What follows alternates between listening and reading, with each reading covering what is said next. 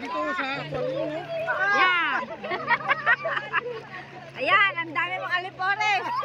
Sige. Ayan.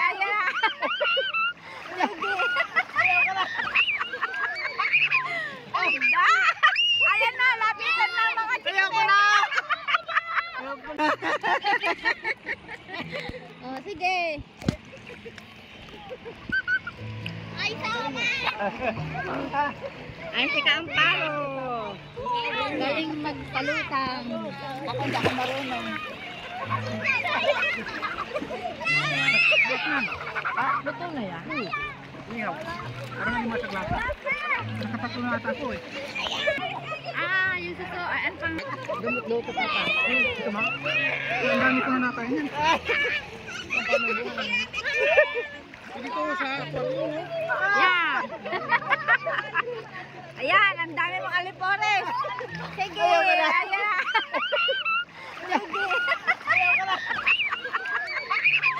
Sige. Ayan na, lapitan na mga chicken.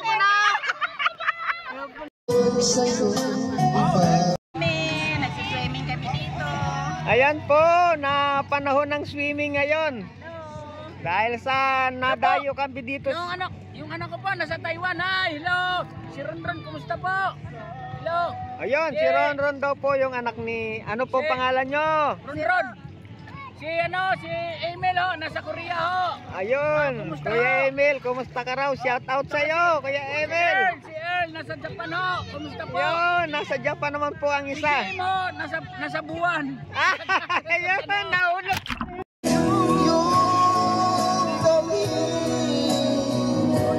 Dahil luto na nga po ang laman ng isda. Kapag kaganyan na po ang pagkakaihaw, sure na po yan na luto na yan at napakasarap na yan. Emil, nasa Korea. Ayun. Tapos yung isang anak ko nasa Japan. Panalo na talaga yon, ha? Tapos yung isa nasa Taiwan. Oh. Kompleto na. Oh, pinaka-the best. Pinaka-the best. Kaya mo kami sundan. Ayun. Sa buwan. To the moon. Ayan, hanggang kasusunod ko, lumubog.